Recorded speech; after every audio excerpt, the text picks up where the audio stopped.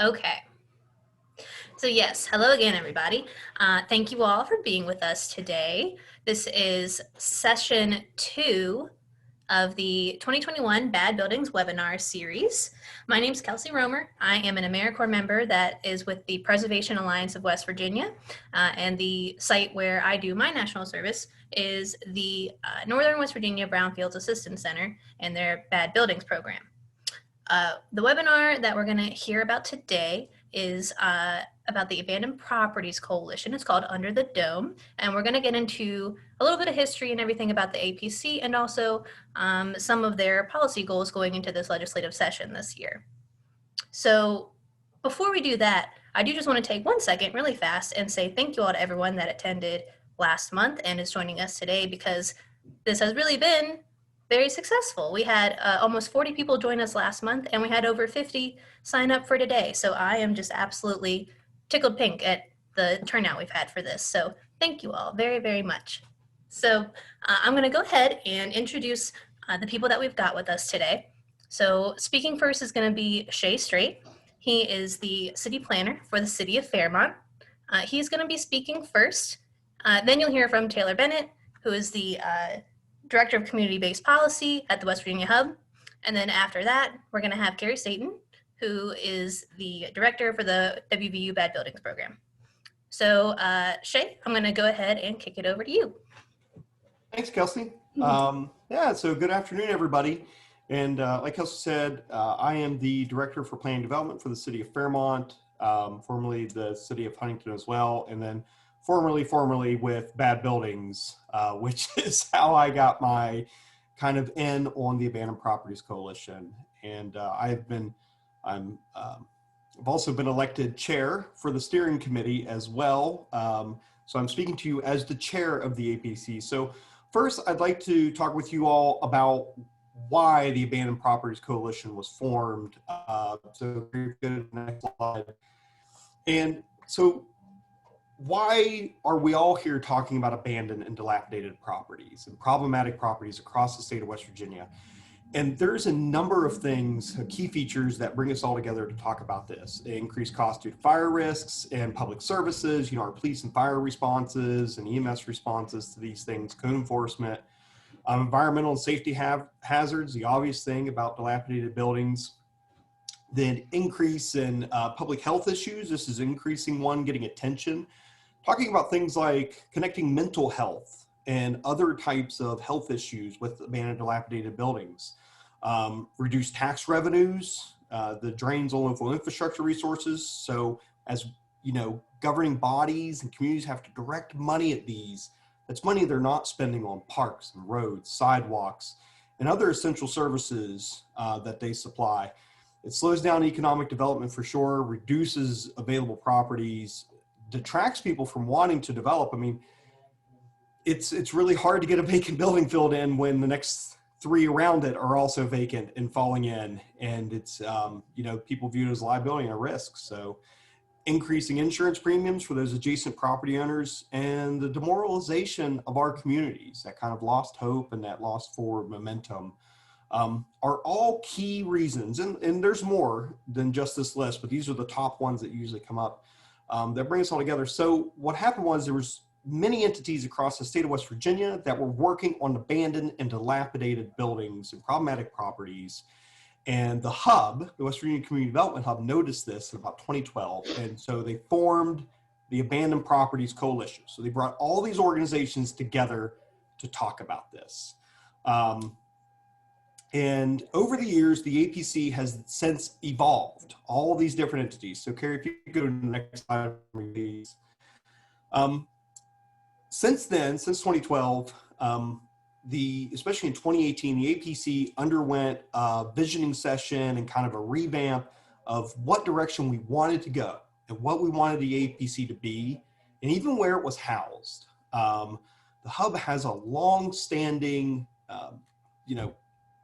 kind of the way their model works, if you're not familiar with them, is they typically develop programs and policies and even sometimes organizations, and then shift those off and continue to generate newer things and newer programs to continue working on the issues and the concerns of West Virginians and communities across the state. So eventually the hub was at the point they wanted to hand this off and let it evolve into something bigger. And so with that, we got together in 2018, had our visiting session, and have begun, or pretty much have finalized almost a complete shift that now WView Bad Buildings is where the APC kind of formally rests. But with all of the collaboration still there that we had for all those years before. And so the mission statement is what you see here, where we want to proactively pursue the revitalization of abandoned and dilapidated properties in West Virginia through sustainable planning and policies that positively contribute to the community well-being. And this is our guiding principle within the APC and where how we direct ourselves forward on our policy issues. And so what it looks like today for the APC in terms of like membership or who's on it, Carrie, if you go to the next slide, this is just the steering committee. This is not the members. This is just the steering committee, in which Taylor here in a little bit will talk to you about what the steering committee does. But today you can see here the large list of folks from various organizations that are coming together in this coalition to talk about and work on the issues of abandoned and dilapidated properties. We have everything from city officials to regional development groups, nonprofit organizations,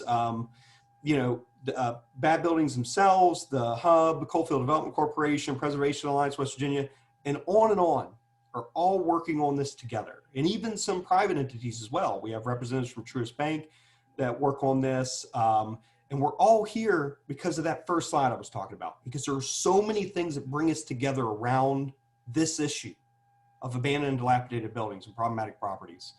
And our membership also continues to grow beyond the steering committee here, which votes on, which Taylor will talk to you about what they do and how they operate to guide the organization on what it's doing. But we continue to grow as well to work on these issues, even today in 2021. So with that, just kind of a brief history of how the APC started, where it's kind of gone, and where we're at today in West Virginia. And it's great too to see that we have such geographically broad representation too, from physically all across the state as well, participating. Although we're always looking for more people from some other regions too, to continue making that even better. So with that, I want to hand it off to Taylor now to talk more about what the APC is. Thanks, Shae. You're going to have to forgive my goofy GIFs. They help me stay engaged, and I hope they'll help you stay engaged as well. So yeah, like Kelsey said, my name is Taylor Bennett. I am the Director of Policy, Community-Based Policy at the West Virginia Community Development Hub. As Shae mentioned, the APC was originally convened by the Hub, and as a part of the transition to kind of now formally resting with the Bad Buildings program, we agreed that the Hub and myself would continue to kind of provide the policy support that our policy teams need to effectively drive policy solutions to problem properties at the West Virginia State Capitol. So the reason why I've got this little teamwork GIF going on is because I would say that the majority of the driving force behind why our policy initiatives can be successful is the work that we do through our policy teams. So before we dive deeply into that, I want to just mention the APC, it was kind of convened as a mechanism to propose and then support policy objectives at the state capitol, but we've grown. And so we also can support with research needs. So we've got some, there's a data need to kind of support the rationale for a policy initiative, or if we're not quite sure what a solution might be to a particular problem that we're experiencing, we can kind of draw down national resources, and we've done that in the past, to think through, okay, what is the research that we would need in order to effectively answer this question. And then we also do some programmatic work. Right now, Nicole Diaz with Bad Buildings is leading our vacant schools team, and they are working on connecting vacant and abandoned school properties with folks who want to take on redevelopment projects and redevelopment planning with those buildings. And so in addition to doing policy work, some of our teams are kind of driving some programmatic work or some research work as well. So I want to talk just a little bit about how how our teams bring policy issues from kind of an idea that somebody had to a policy solution that we can kind of like focus on and drive at the Capitol. And it's actually fairly simple. You don't have to be a member of the steering committee. Like Shae said, the list of our steering committee members, although steering committee members also bring policy ideas. But you don't have to be a steering committee member to bring a policy idea to the APC. What you need is the identification of a challenge or an opportunity that you would like to capitalize on or address. And then you need an idea for how you're going to solve that challenge or how you're going to pursue that opportunity. And then a group of people that want to work on that with you. And when you bring that idea to the steering committee will kind of like determine whether or not there is enough interest in that idea on the steering committee to support the work of the team. Every team has a steering committee liaison, so somebody from the steering committee who supports the work of the team and kind of communicates back with the steering committee about team activities, how stuff is going, that kind of thing. And I mean, that's kind of the Reader's Digest version of the process. But through that process, we have the 4 teams that are listed here. There's a land reuse team, which is currently focusing on establishing and supporting land reuse agencies across the state.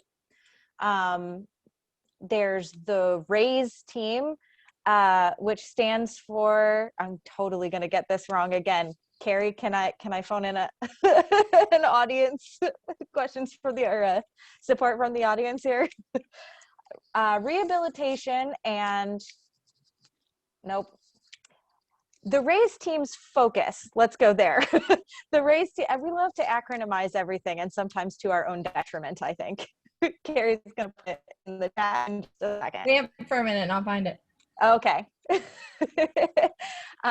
Well, at any rate, the RAISE team's goal is to secure a large pot of money in order to be granted out for the purpose of demolition and rehabilitation of problem properties. So this is not a loan, it's a grant, and would be accessible to municipalities and counties and all kinds of other entities that are working on addressing problem properties. Additionally, the team has kind of envisioned a way to make this sustainable by the E in RAISE stands for endowment. So part of the idea here would be to create an endowment with some of that funding to make that fund sustainable. Before we move on, Carrie, did you locate it yet?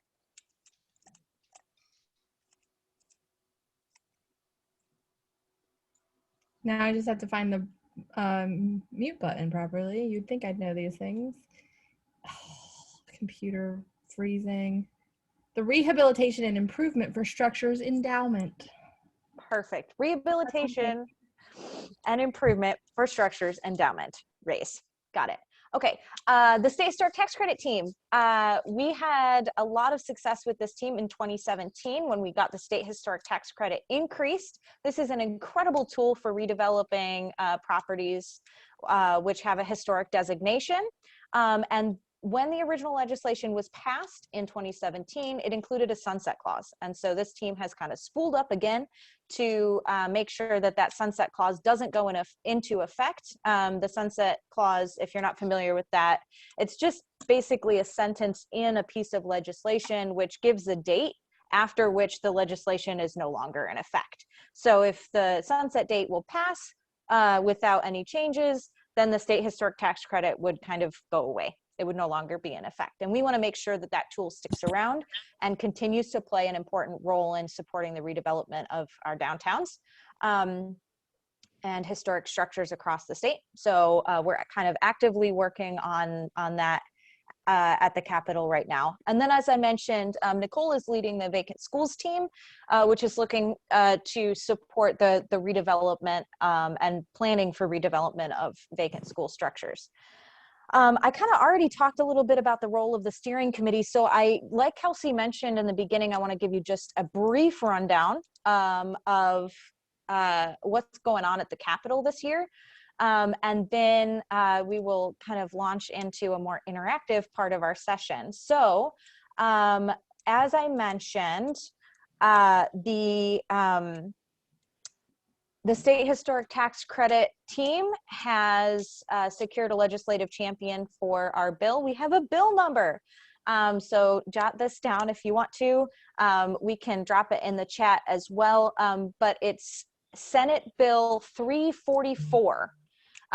You wouldn't know by the title that it's about the state historic tax credit. You kind of have to read the text of the bill. It's a little obtuse in that way, but that's our bill. And our legislative champion is Ryan Weld, who is a senator from District 1. And so far, so good. We're moving through the process with that bill right now. And then I think that's the only bill that we've had introduced so far this year. We were hopeful that we would be included, that the RAISE team would be included for a $1 million pilot program in the governor's budget that was proposed to the legislature this year. We found out at the last moment that we were not included like we thought we would be. And so there's more work to do there, kind of thinking through where the money might come from for an endowment like that. And kind of more work to do from a legislative perspective there as well. The land reuse team this year, after some kind of, I would call it unqualified success last year in securing the right of first refusal at the county tax sale, the team decided that their efforts would be best spent this year in kind of working to support communities in implementing that policy that was passed last year.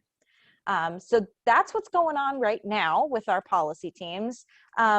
Now I want to give you all an opportunity to engage in our kind of policy making identification process. So this year, the steering committee was delighted to participate in a policy platform process where we identified through kind of a combination of steering committee brainstorming and public feedback, 5 key areas of focus that we want to include moving forward on our APC policy platform.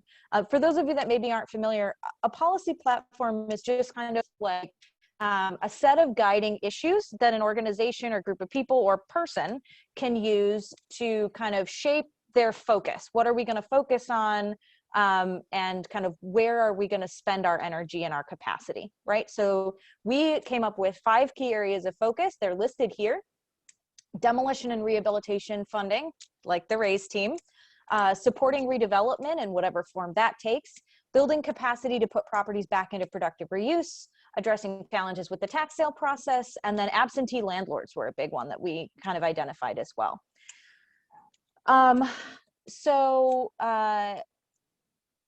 We've talked a little bit about demolition and rehabilitation funding so far.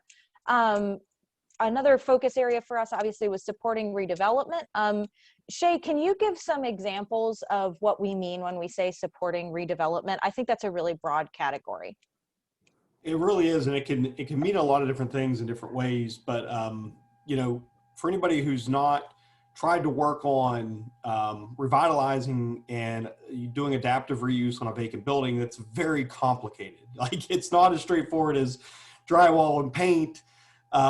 There's a lot more to it. So this will mean supporting those projects in whatever way is necessary. Oftentimes that means like technical support. So connecting people with like the Downtown Appalachia program or other technical assistance groups that will help guide those projects to success and help them navigate all the complexities thereof. You know, these folks, we have a lot of passionate folks in West Virginia, so they may not be very familiar with building code or zoning codes and how that works, and or where to find dollars or other types of assistance programs to help make these things possible. So it really is a broad category. Sure.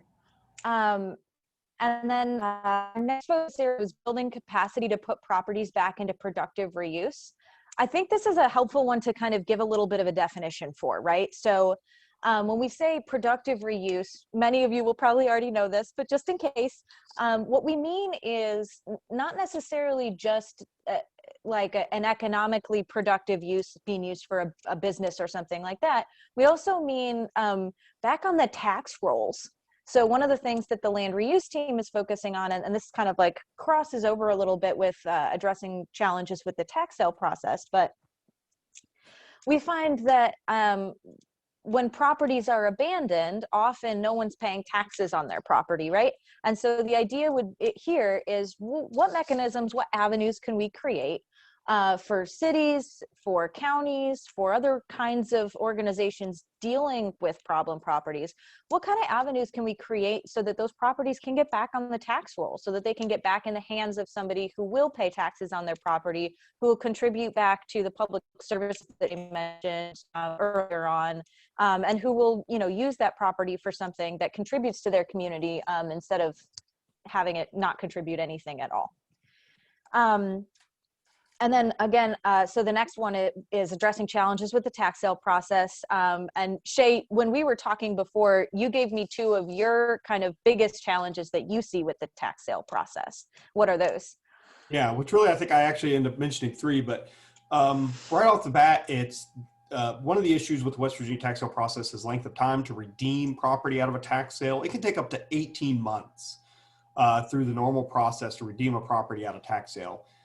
So then the second part that comes to that is this misunderstanding of what that really means. Current owners who still have legal responsibility over the property have a misunderstanding of whether they are still responsible or not, whether somebody else owns it. And with that even comes the understanding if it doesn't sell at the county tax sale and then it doesn't sell at the state tax sale, there's a misunderstanding the state owns it because of the way we classify it. Because really the state just owns the tax on the property, not the actual land. So the third part is kind of this education and engagement issue. People don't even know how to engage with the tax sale process because of all these nuances and the complexities therein.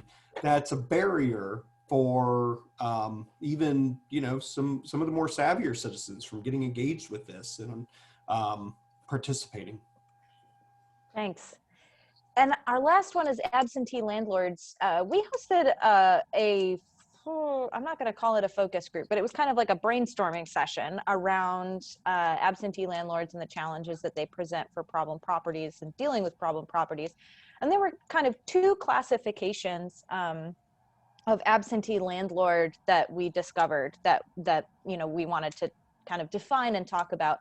And the first is, you know, small scale landlords who own several properties and don't live in West Virginia anymore and kind of are not paying attention to their properties in the way that is necessary.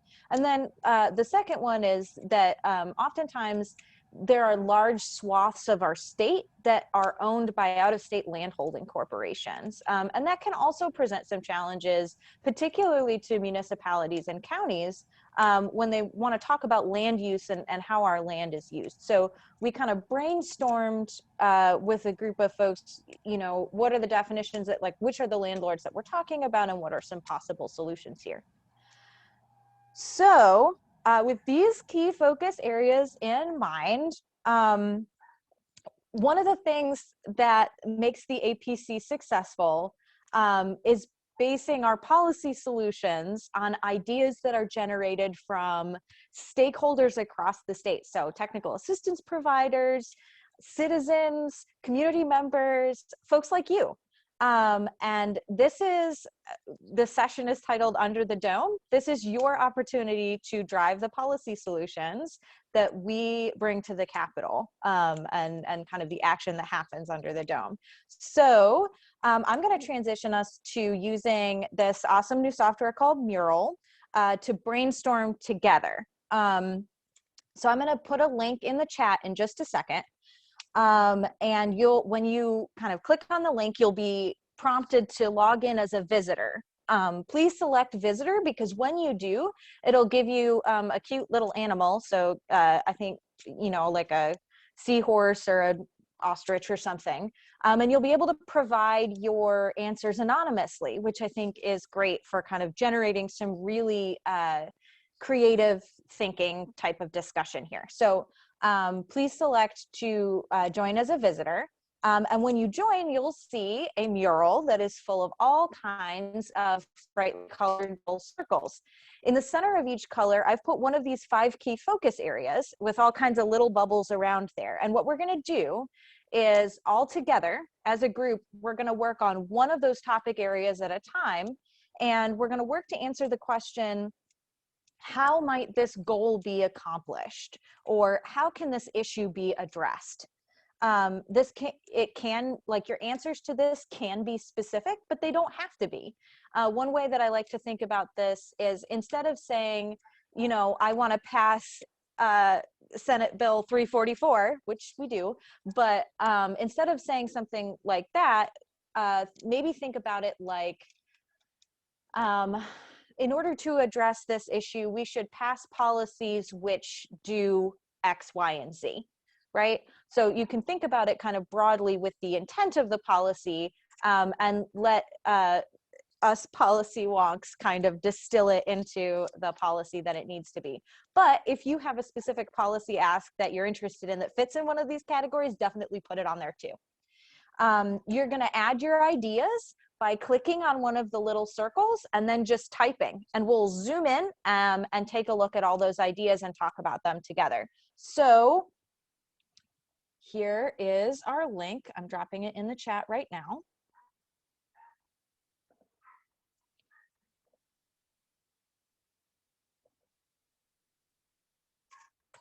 All right, and I will see everyone on the mural in just a moment. I'm seeing people pop in here. Awesome.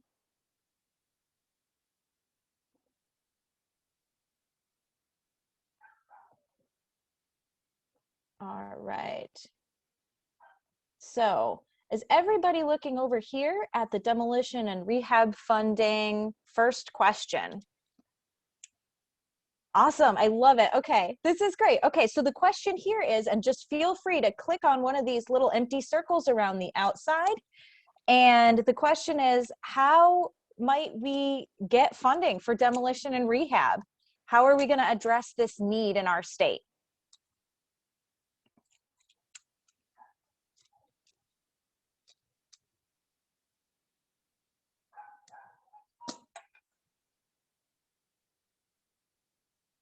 Right, I'm seeing some folks drop, but feel free, just whatever comes into your mind about how we might get money for this endowment, how we might address this issue.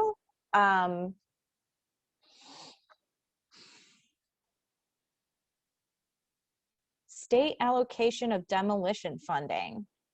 That would be great.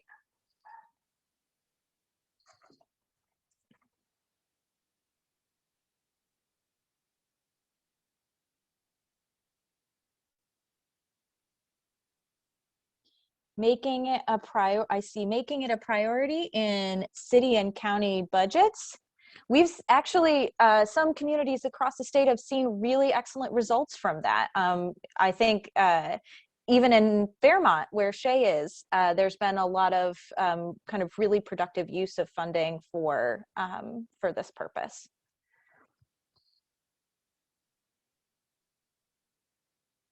We're getting some really good ideas in here. We will take another maybe 2 minutes. I realize I'm asking you to do some really creative and deep thinking on the fly.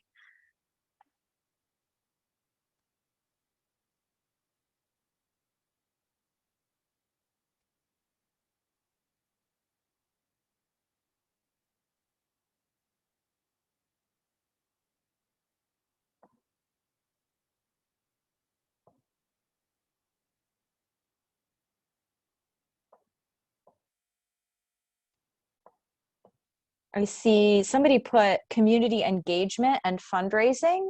That's an idea that our team has talked about quite a bit too, is what if we kind of sidestepped governments altogether, and kind of worked to raise the money from corporate and private folks.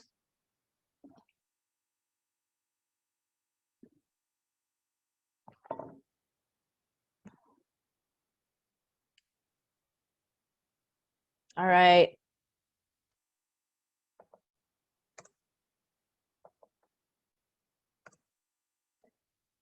Last thoughts? Does anybody have any last thoughts about this?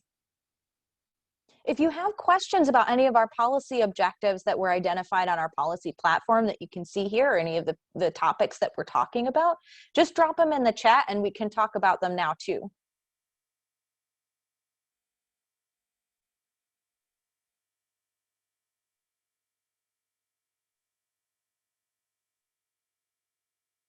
I love this. This is so great.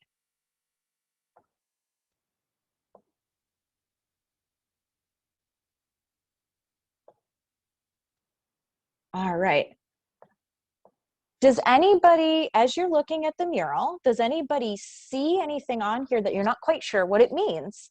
If so, can you drop it in the chat and we will talk a little bit more about it?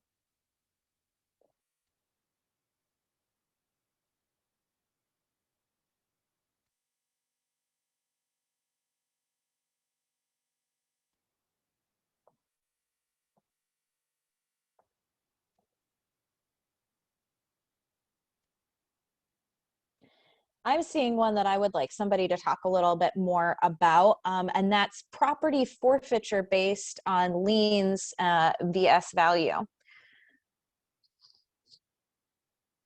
Oh, Shae, I see your face. Is that you? Did you write that one? Yeah, it's been in a discussion lately, obviously, in some private meetings. So, Can you tell us what you mean, though?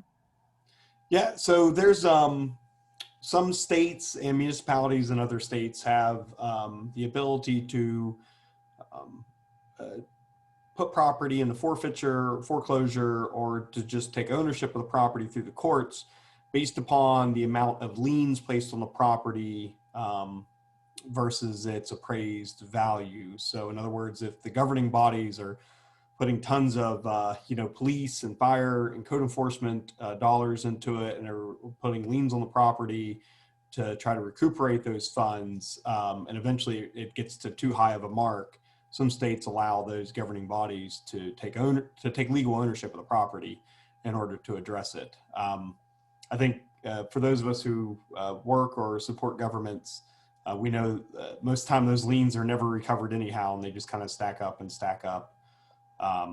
And it just becomes a kind of a runaway problem. Thanks, Shae. That's great. That's a great explanation. And an interesting policy idea that has been kind of like tried out somewhere else that we can point to and say, hey, it worked over here. Maybe it would work for us too. All right, I am going to summon us all to, oopsies. I'm going to summon us all to the purple section, which is addressing challenges with the tax sale process. Now, for anybody who's just catching up, what we're talking about here is West Virginia's process of selling property tax debt. So if I own a house and I don't pay my taxes, what happens? A lien is placed on my property, and if I still don't pay, even after the lien is placed and some time has elapsed, the lien gets sold to anybody who bids on it at the county tax sale. And then I have 18 months to redeem my property from the person to whom the lien was sold. And if I don't, and then a lot more time passes and some really complicated legal things happen, the person who bought the lien can clear the title to the property, right? So that's kind of the in the nutshell version of the tax sale process. But I think what I've found is that most folks that I've talked to, even, folks that kind of have even just like a cursory interest in problem properties and addressing vacant, abandoned, dilapidated properties, have at least a general understanding of how the tax sale functions. So I think that like as a group of citizens, folks in West Virginia tend to know how this functions pretty well. And so I bet you have some ideas about how we can fix some of the problems that are coming up as a result. All right, let's see what we have here. Enhanced county processing notification system. I agree. I think that would be really helpful. I think a lot of the communications that folks receive as a part of the tax sale process are pretty unclear. And I think we could do probably some supportive work in helping counties improve communications around the county tax sale.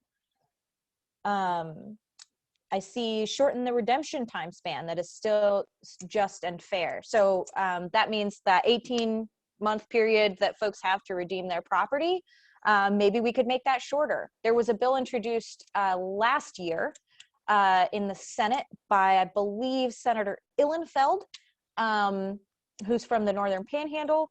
That bill would have shortened the redemption period to 6 months.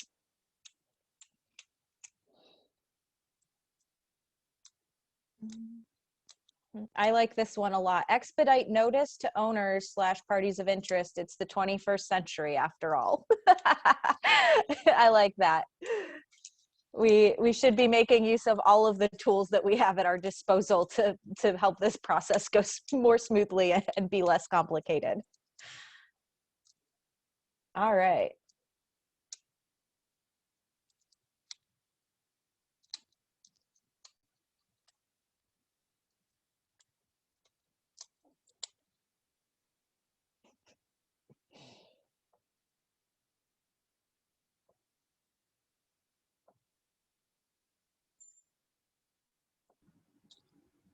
I'm going to add one here myself, which is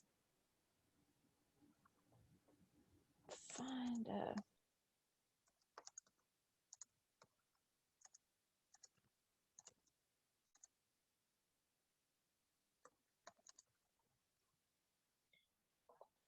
I added find a permanent funding source for land reuse agencies. This has been a kind of a key focus area for our land reuse team. We found that the municipalities often interact with the county tax sale, but the entities that are kind of like really doing the work on behalf of communities in terms of interacting with the tax sale are land reuse agencies. We've got 5 of them active in West Virginia right now, and all of them are kind of there's not a dedicated funding source for land reuse agencies as the legislation stands right now. And so finding a dedicated funding source for land reuse agencies would support not only the work that land reuse agencies do, but it would also support them as they interact with and attempt to fix pieces of the tax sale process.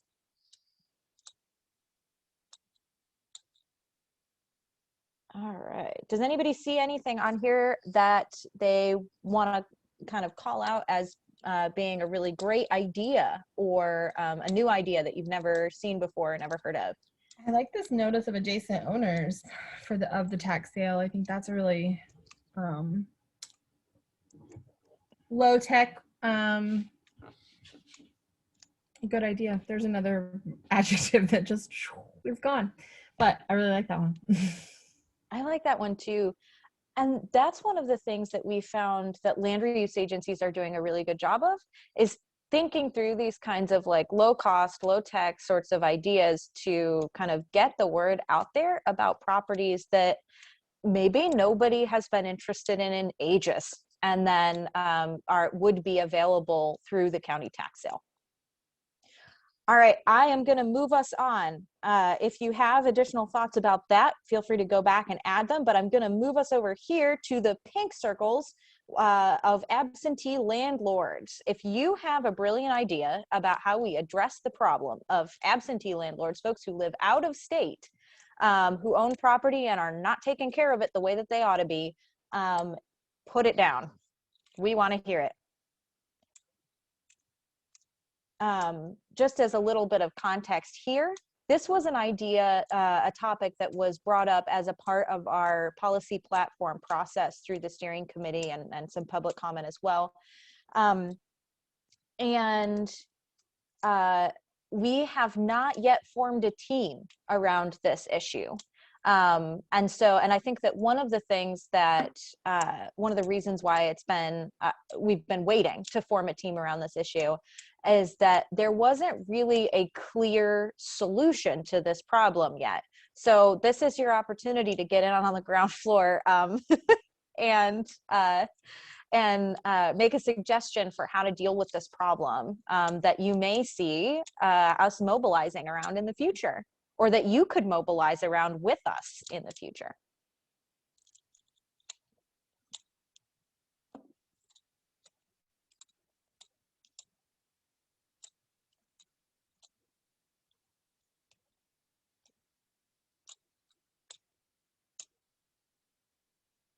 I like this one a lot. It says empower tenants with information to file complaints.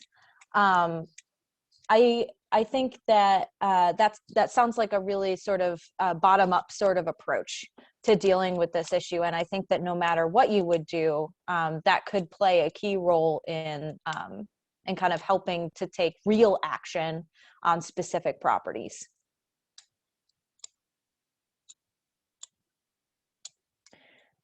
This is a good strategy to have a database with the city of landlords with all of their information in it so that you can contact them quickly. I know that some communities have started doing rental registries. And Shae, maybe you can give us just a little bit, like, can you define for us what a rental registry is? Yeah, so for the majority of communities, the rental registry usually is around rental, like residential rental property. And so people who rent to tenants must register their property with the governing body. And that can look like many different things. Sometimes there's a fee associated with it, and the city may even have specific building inspectors that are dedicated to rental housing. Or it could just simply be to track the information on rental housing without any fees associated with it or other types of additional requirements. But it's really about that, the data and knowing what's going on in order for the governing bodies to be able to address it if it needs addressed. And Shae, it looks like your idea of property being repossessed if it has a sufficient amount of liens on it is getting a little more love over here too. Something to take note of, I think. We've seen that come up a couple different times as a solution to a couple different things. And that's a really cool thing that can happen. And one of the things that we see happen with the Abandoned Properties Coalition all the time is there are sometimes policy solutions which kind of do the two birds with one stone sort of thing. And if you can find one that addresses multiple issues at the same time, so much the better. Yeah, I just want to say real quick about absentee landlords. Going back to my experience from working at bad buildings, is the issue is often complicated. It's not always that these absentee landlords have negative intentions, by the way. They're not people who have ill wishes on our communities or anything. Sometimes there's often very complicated circumstances that result in these issues such as heirship. Sometimes the absentee landlords can even be our neighbors in a way. That was interesting in it. I think it was in Davis, one of those properties that was kind of being neglected was actually, I think the owner was living in like Parsons, somewhere not very far away. And but they weren't there maintaining it. They really weren't also giving up the property necessarily. So absentee landlords can look many different ways. And so we can look at many different solutions and many different approaches to that. We should just keep that in mind too with that in order to help address this issue. And Taylor, this is Kathy Reed. I was having trouble getting into that mural, but I just had mentioned in chat before, what about using some abandoned buildings for recovery houses or also for places to have more shelters for those who are homeless? Yeah, that's a great idea. I think that kind of points to this broader issue of so many times we don't have the focus is on, well, we need to find a way to address this property, and we really need to be mindful of making the connection between addressing the property and then planning for its reuse in a way that will serve the community that the property is in, right? And I think that that's a great suggestion for a reuse that would really support the communities that these properties are in. All right, I'm going to shift us In now. that respect, Taylor, do you work with folks at the house for housing first? We the Abandoned Properties Coalition does not typically focus on housing, and the reason we don't kind of like have a really housing forward approach is because there are so many experts doing that work already.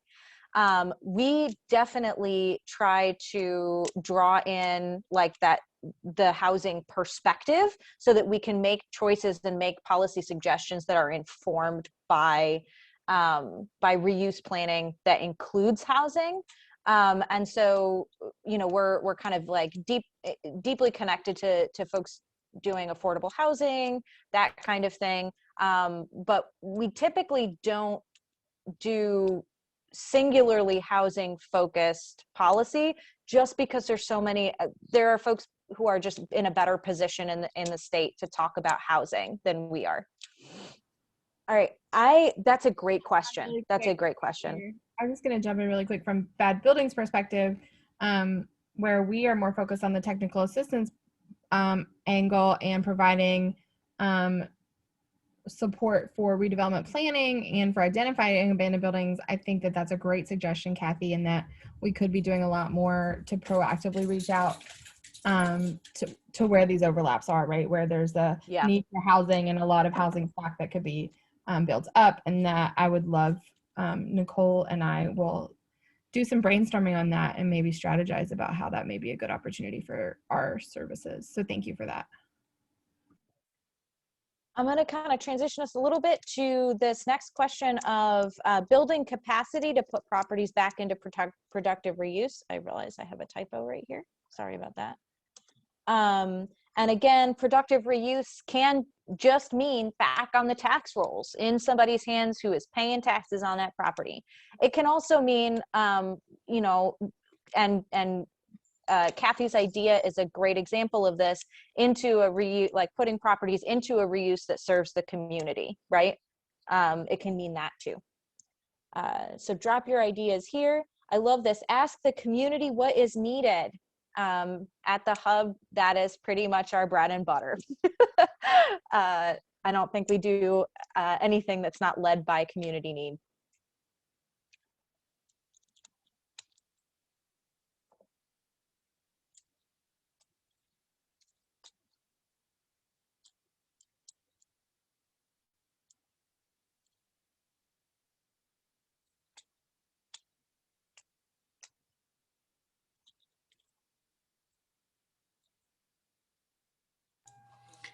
Yeah, I think this category is really intriguing as well, because looking at it at a national level, this can look many different ways, and there's some very inspiring projects and programs out there that work on this. I love what some of the, especially major cities, have done with like pocket park programs, or especially one of the things I really love to see is this kind of pop-up space where you temporarily put energy and use into an empty space, and to just spark that drive and getting people down there again and involved with it. So there's really some great ways to kind of work around building this capacity on that too. How do you make that happen? How do you coordinate this and get those things done, or other strategies around putting energy and activity into these properties in a productive way? So I'm loving some of these ideas that are being typed in here as well to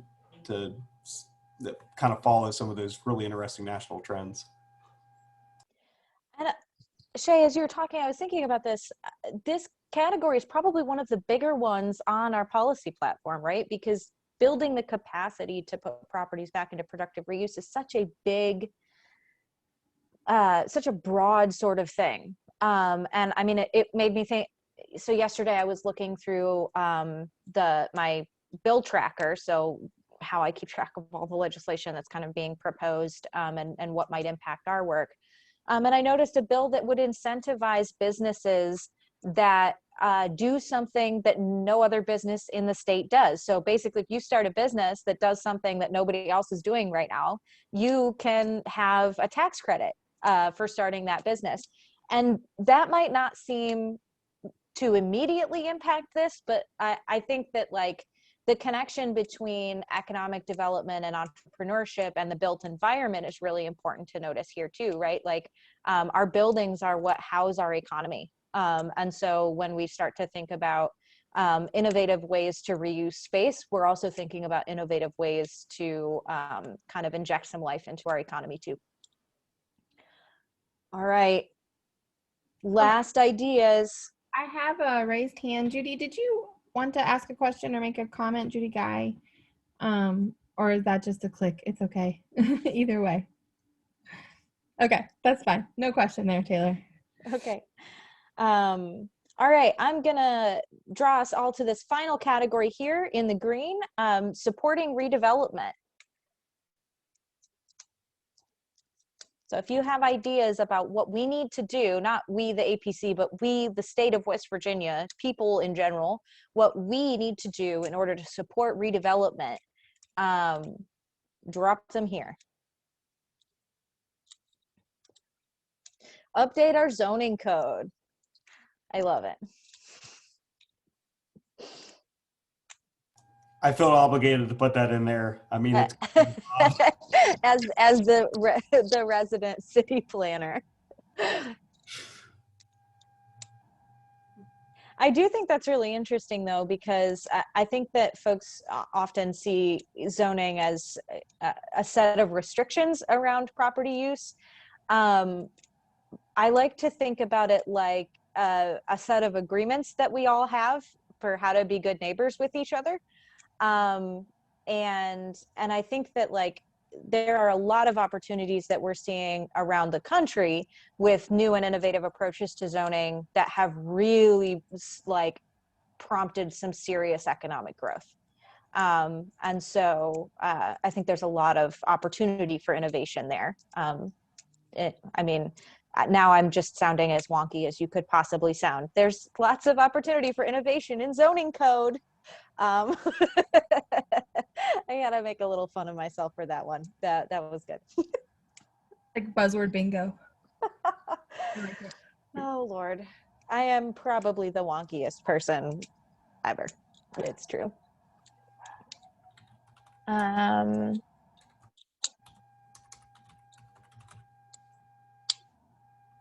I see this: invest in infrastructure around areas highlighted for redevelopment. That is a great plan. Nobody's going to want to do building redevelopment if you don't have a functioning wastewater system near that building.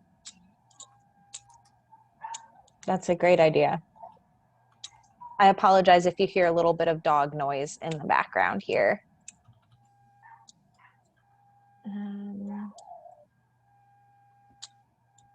Facilitate pre-development. That is a great call. Lots of what we see in terms of like why redevelopment projects aren't getting done is that there's just gaps related to pre-development. All right. Any final parting thoughts about supporting redevelopment? Okay. Y'all, I just want to say thank you as we wrap up this interactive portion of our webinar today. I want to say thank you for all of your brilliant ideas and for contributing in this this is going to be like 1 hour out of your day. But this means so much to the APC Steering Committee in terms of thinking through like, where are we going to allocate our capacity? Where are we going to focus, and what ideas are we going to focus on as we come up with policy solutions to address problem properties moving forward? So I just want to tell you how meaningful it is that you have given us your thoughts and ideas today. and how much we really do appreciate that. I think I I'm have one tossing it. more quick question, Taylor. Go for it. Since I missed your first one because I had a therapy appointment, but on your steering committee, do you have any individuals who are either community members or folks with disabilities? I am not sure of the answer to that. Let's go. I can go back and look at the list of steering committee members. I don't believe we have anybody who is on the steering committee who personally has a physical disability. Well, that would be me. And I mean, I use a rollator, have since I was 41, and I was just curious. Mm-hmm. Thanks for that question. I know that there are a lot of conversations that are taking place, and that we need to be having more conversations taking place about building redevelopment and how we are making our built environment accessible to everybody. All right. Let's see. All right, Carrie, I think I'm going to toss it to you to kind of wrap us up. Thank you. All right, let me go back to sharing my screen with you guys. Thank you so much for all of your input today. This has been really crucial, as Taylor said. I can't remember if she said this or not earlier, but we had planned to do this kind of interactive group input at our Bad Building Summit, which was scheduled for this past April and was obviously postponed like everything else in the universe. So we're excited to have an opportunity to interact with everyone a little bit today. Something that's not on my slides, but before I move into those slides on how you can continue to stay involved, we do have a survey where we're asking for input on these same policy focus areas. And so I'm going to drop that link in the chat. If you think of something later, save that link. So if you have those ideas later and you think, oh, I should have told them this is the perfect way to deal with absentee landowners, you can share that information with us at your convenience. So definitely jump on there. And as we continue moving forward, the steering committee is incredibly committed to community engagement and public input and getting feedback from all of our members on the work that we're doing. And so we will continue to develop this policy process or policy platform in an iterative way. And we always want your input on that for sure as it evolves. So some other ways that you can get involved, you can join one of the teams. You heard from Taylor about the 4 teams that we've got that are active right now. And on this slide, you'll see information on when those next meetings are. So there's several next week and then one the following week. I don't have the next historic tax credit meeting on here, Taylor, because they're very new and I missed whatever the next meeting is. I think we don't have one scheduled. I think it kind of dropped off our agenda at the end of the last call. So if you're interested in being engaged with our state historic tax credit team, all you have to do is use my email address up there. Shoot me an email and I will add you to that list. Can these dates be sent to us via email, Kelsey? Yes, that's a great note. And we will also share these slides via email and the recording will be available on our website in just a couple of weeks. So join one of our existing teams. Those meetings are open to any and everyone who is interested. And that's where we make those decisions, right? And so if you are really passionate about one of these topic areas, we really would love to see you at those meetings. Or if there's something that you have been thinking of for a while or that occurred to you now or occurs to you down the line and you would like to start a new team, you can reach out directly to Taylor or any member of the steering committee. And our contact information is available on the website, on the APC website, which I'll get to in a moment. And we have a couple of other steering committee members with us here today, Ray Moeller from the Brownfields Assistance Center and Emily Wilson-Hager from the Woodlands Development Group. And we are a very friendly crew. So we are all nerding out about abandoned buildings. So we're always happy to talk to anyone else who would like to talk about abandoned buildings. I also love a good GIF, so you'll enjoy those on my side as well. All right, you can learn more about the Abandoned Properties Coalition. You can see meeting notes from past steering committee meetings and get an idea of upcoming events at our website, which is listed there. You can also at the website sign up for the APC newsletter, which comes out monthly. It includes up-to-date information on when the next meetings are, including steering committee and team meetings, as well as highlights from the team, so you can keep track of sort of where things are if you missed a meeting. And always a lovely, thoughtful note from our chair. So you can see the inner workings of Shae's brain every month. And then you can join us on our APC Steering Committee. So steering committee meetings are completely open as well. We don't publish the link because we don't want random sort of spammers, but we will share it with you if you reach out to us directly. So those are available right now. We meet entirely via Zoom, but even when we go back to meeting in person, we usually have a way for folks to dial in who aren't able to join us in the smaller conference room that we're able to meet in. So our next meeting of the full committee is March 18th at 11 a.m. And Kelsey Romer can get you that link information if you're interested. And I think that's it from us. I believe so. And I went back through the chat and it looks like everything that's been in the chat has been talked about here today. So I think that we have covered a whole lot of ground today. This was really awesome. That program is very cool, Taylor, so thank you for showing that to us. And again, thank all of you so very much for joining us. This has been a huge success, this webinar series so far, and it makes me really happy that we're able to help so many people get engaged. So thank you all very, very much. The third session in the series is going to be next month, March 25th, and that's going to be Historic Preservation, a Tool for Brownfields. That's going to be given by Mike Giolis and Danielle Parker of the PAWB. So if you haven't signed up for that one yet, go ahead and sign up. And you can do that on the same event page that you signed up for this webinar. So thank you all. This recording will be up as soon as I can get it out to you. And as Carrie mentioned, the slides and all that will follow as well. So thank you very much and have a good day. Thanks, everyone. Thank you all.